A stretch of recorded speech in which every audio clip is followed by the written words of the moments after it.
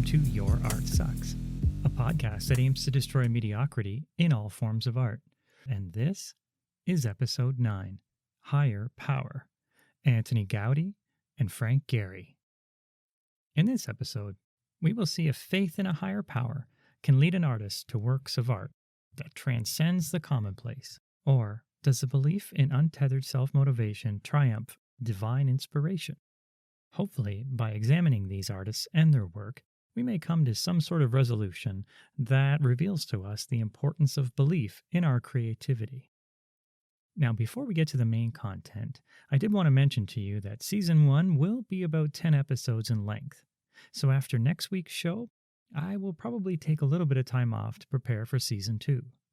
Now, I'm a bit of a workaholic, so I can't see me being off for more than a couple weeks, but let's be honest. If inspiration hits and time permits, I may just continue to release episodes with only a single week off. But that's up to time and energy, and we'll see how it plays out.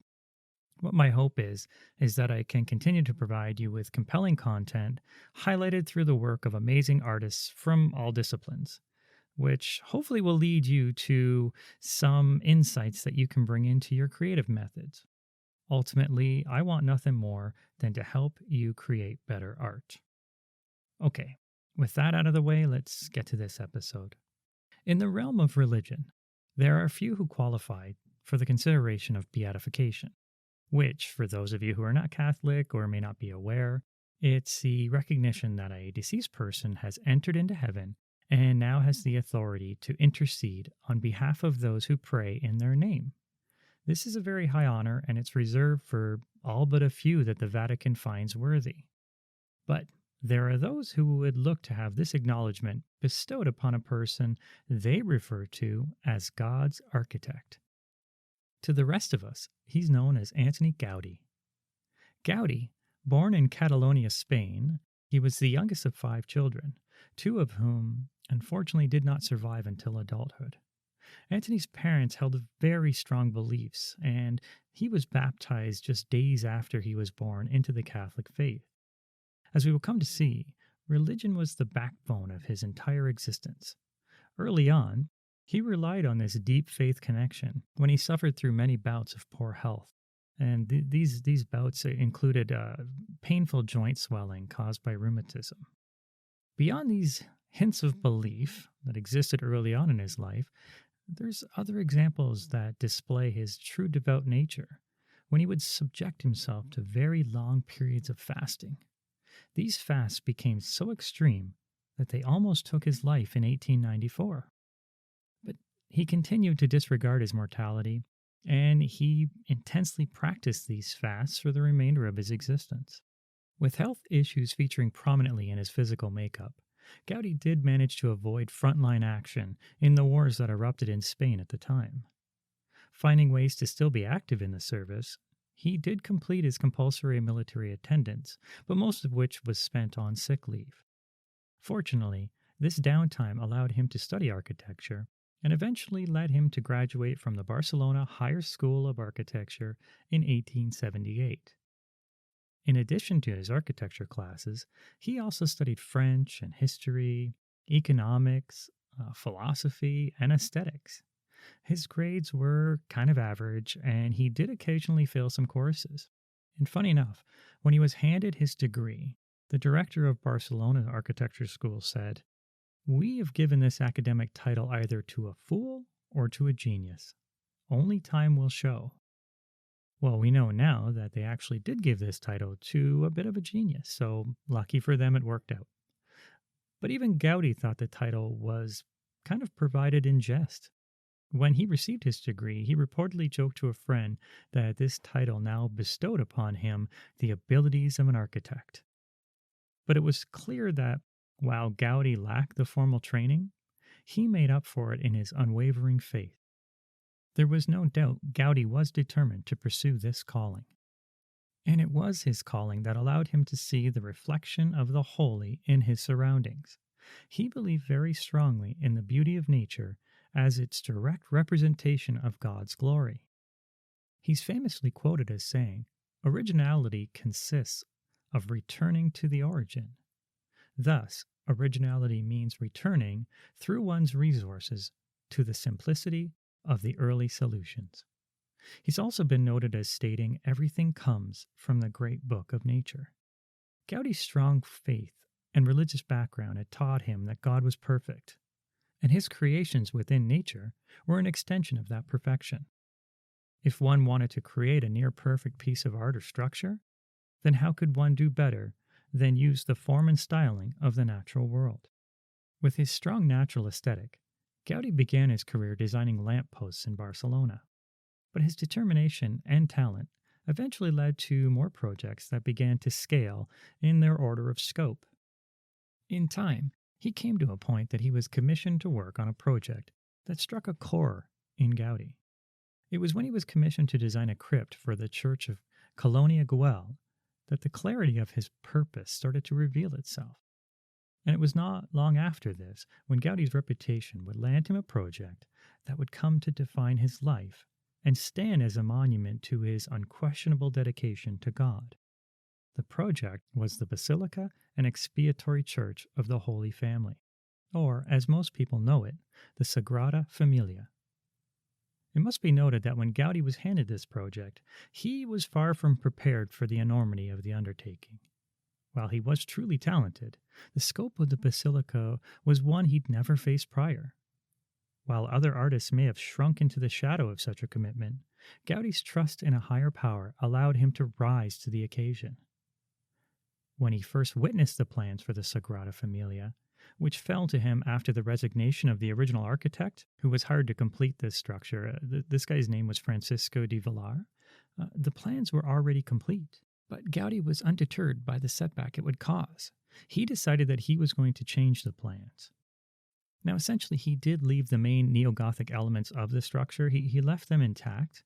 They were part of Francisco's original design.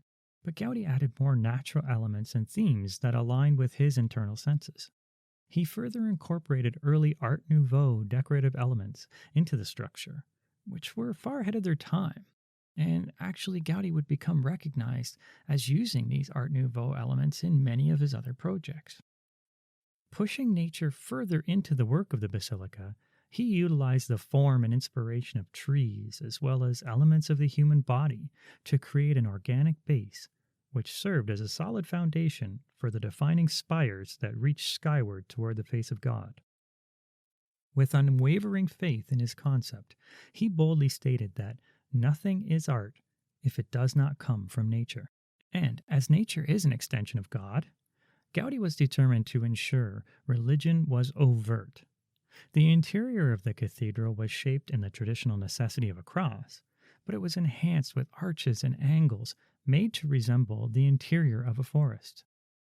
The facade of the Sagrada wasn't left out of these elements either, as he applied numerous biblical references as well as scenes from the Nativity. But it was the aforementioned spires that would be vital representations of the apostles, the Virgin Mary, the four evangelists, and obviously Jesus Christ was to be the tallest spire. But there's an interesting side note here. Gaudi made sure that the height of the tallest spire, which currently stands at 560 feet, now this would make it the tallest church building in the world, but it's less than the height of Mount Juic Hill, which proudly stood nearby. Gaudi felt that this hill was a work of art of God and should not be lessened by any of man's structures. Here again, Gaudi shows his humbleness at all points in his creative processes. His work aligned with his beliefs, and nothing is allowed to exist that would cast doubt on this. Now, I mentioned prior that this undertaking was insurmountable to Gaudi at the time and when he was commissioned. And in this, I'm not using hyperbole. But to his credit, Gaudi continued to succeed in bringing the Sagrada to light. And this came down to one reason. He simply became consumed with this project, and it, in turn, consumed his life. From its start in 1883 to his death in 1926, the Sagrada was only 50% completed. Honest estimates peg the completion of this basilica to be around 2036. So now Gaudi must have known that he would never see his work finalized.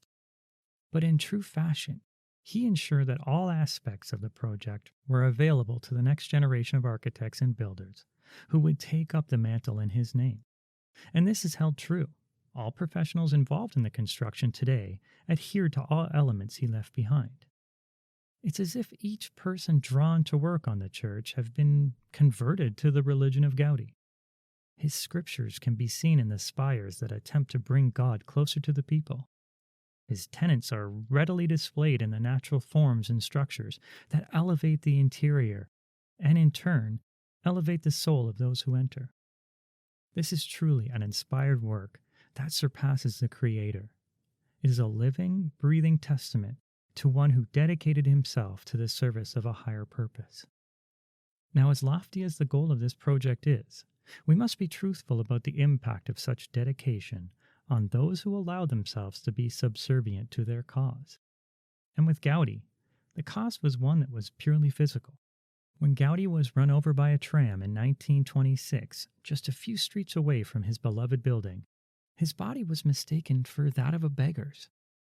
Over the final 12 years of his life, he had committed himself exclusively to prayer and, again, to long periods of fasting and to the construction of the Sagrada. Living in squalor amid peeling paper, his clothes held together by pins, he came to adopt that very Catholic veneration of poverty. His great project, on which he worked obsessively, was to be a cathedral for the poor. In his world, the poor were an object of prayer, and as he states, a church is the only thing worthy of representing the soul of a people, for religion is the most elevated reality in man. Now, Gaudi was eventually recognized in the hospital for who he was by a priest, but at this time, it was just too late. His injuries were too far gone, and his poor treatment, well, it was lacking right from his admittance. While I'm not one to judge such things, I would like to think that if anyone were to ascend to a higher place, it would be those like Gaudi. People who dedicated themselves to the pure benefit of their fellow human. As tragic as Gaudi's demise was, we must now push aside the dogma and take a look at another artist who used their belief system and commitment to the craft to allow their artistry to inspire millions of people around the world. But this artist was not driven by God or traditional religious decree. Frank Gehry, as you're about to hear, he drew his inspiration from another source. Born in 1929 in Toronto to Jewish parents, Gehry was considered to be quite a creative child. With his grandmother Leah Kaplan, he spent countless hours on their living room floor building small homes out of scrap wood they would find in his grandfather's hardware shop. With his parents, he would spend time drawing and doing art. His mother would take him to galleries and museums.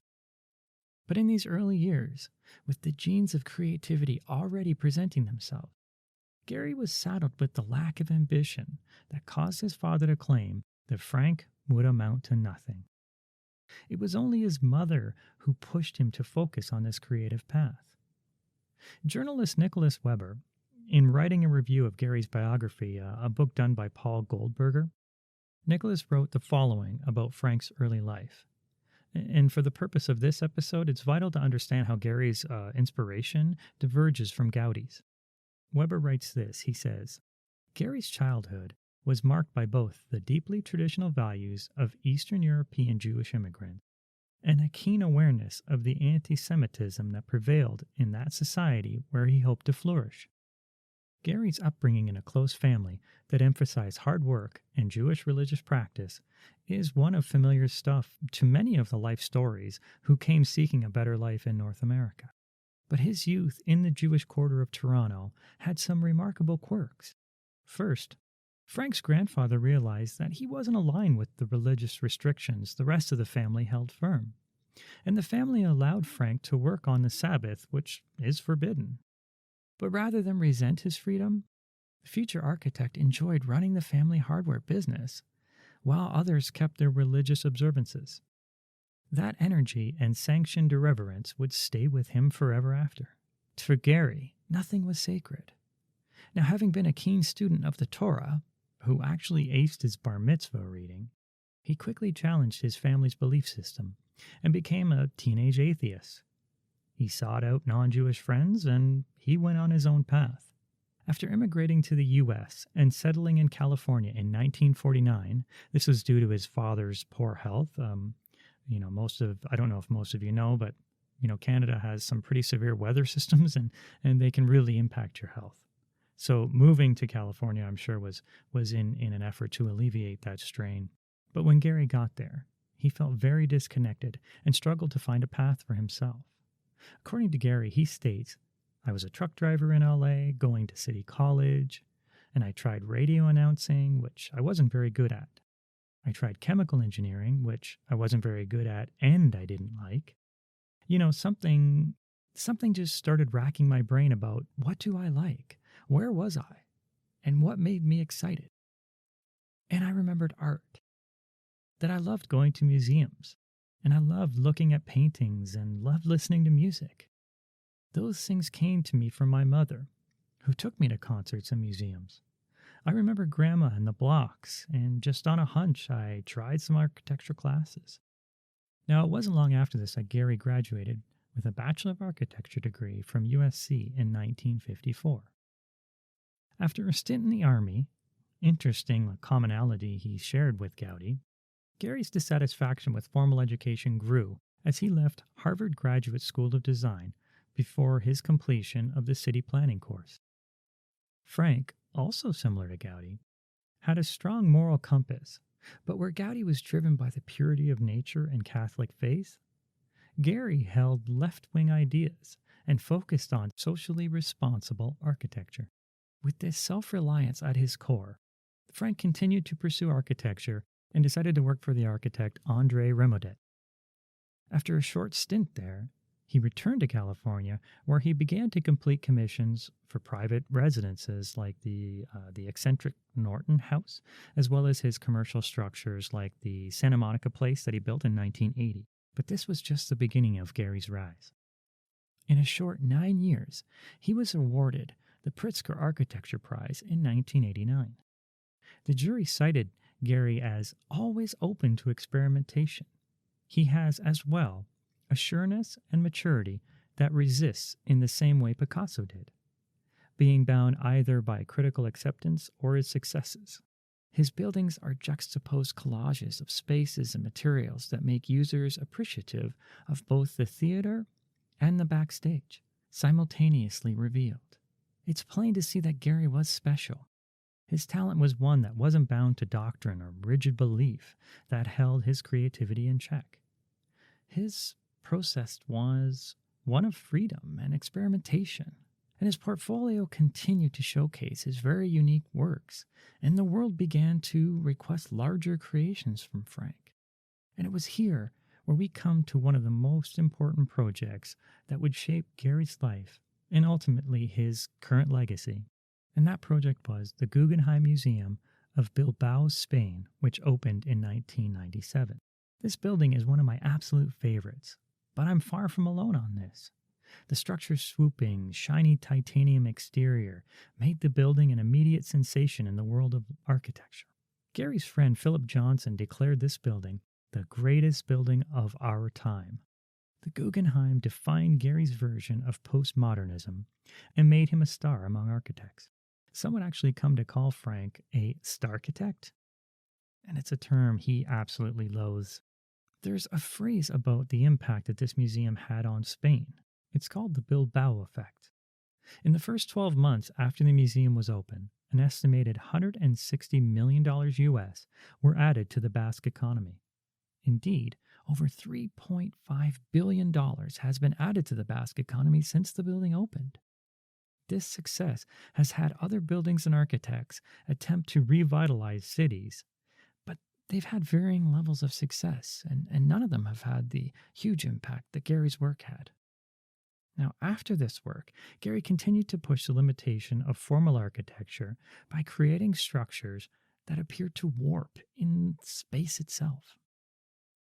If you want to see truly mesmerizing work, look to Gehry's Museum of Pop Culture in Seattle, or the Walt Disney Concert Hall in LA, or the Richard B. Fisher Center for the Performing Arts in New York.